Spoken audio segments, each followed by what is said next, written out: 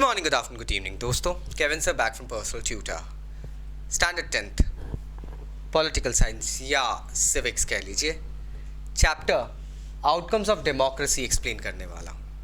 हम बात करेंगे टॉपिक के बारे में, outcomes of democracy. Basically democracy क्या है और इसके क्या फ़ायदे हैं, क्या फैक्टर्स हैं जो डेमोक्रेटिक आउटकम्स में सच में हेल्प करते हैं।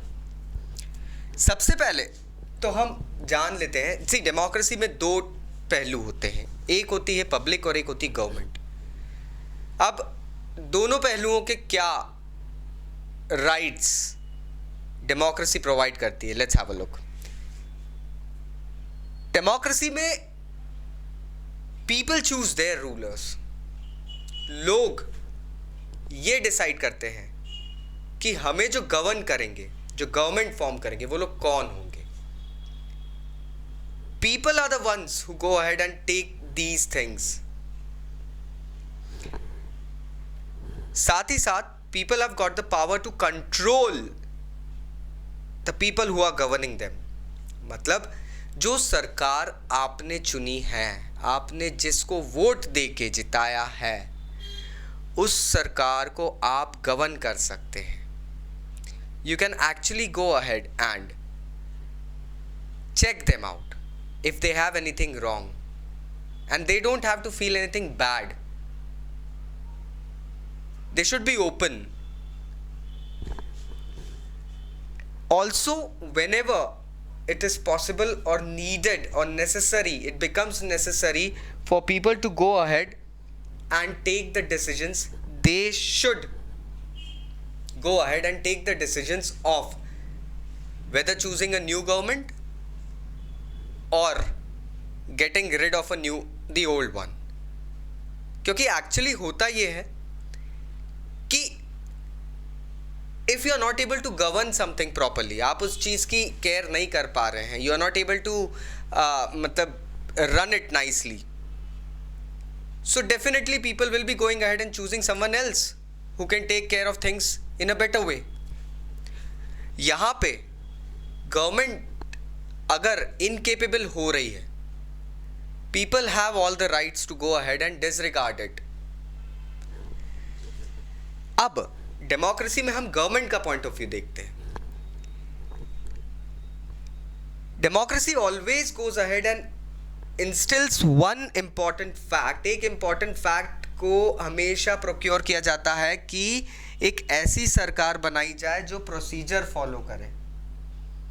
प्रोसीजर फॉलो करने वाली जो गवर्नमेंट होती है, वो गवर्नमेंट एक ऐसी गवर्नमेंट होती है जो स्टेप बाय स्टेप अपने वोटर्स, अपने सिटीजन्स, अपने बेनिफैक्टर्स, सबका फायदा देखती है और कॉन्स्टिट्यूशनल स्ट्रक्चर के बाहर जाके कोई ऐसा कार्य नहीं करती है जिससे कि गवर्नमेंट का एक गलत इमेज प्रोक्योर हो।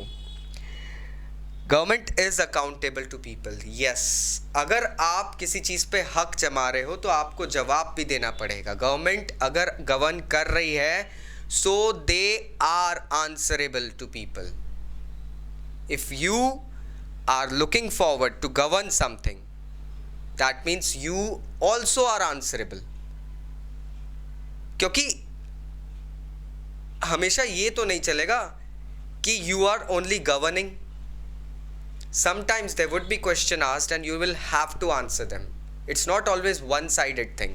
तो डेमोक्रेसी ये इंश्योर करती है कि government is accountable to the people. And finally they have to provide a fair mechanism. Fair mechanism means the policies, the agendas, the planning of the government should be gone ahead and revealed to people who have chosen it. You should not have any hidden intentions. You should not have any secret plannings. It should be kept open. You should not be going ahead and discussing it within yourselves and then informing it to others. तो ये चीज़ें government को नहीं करना चाहिए कि अपनी policies बना ली, उनको इंस्टिल कर दिया, उनको लगा दिया. इससे the public, the voter, he feels left out and फिर डिसिमिलैरिटीज शुरू हो जाती है. So there should be a fair mechanism. The government is answerable and yes, it should follow the procedure. It should not make the procedures. So I hope now you're clear about the outcomes of democracy. एक democracy, एक democratic nation में किस तरीके से voter और government, public और government दोनों के बीच में एक सामंजस्य रहता है. Otherwise the thing becomes a failed state. Still if you have any doubts, नीचे कमेंट बॉक्स है, कमेंट ज़रूर करना. Bye bye.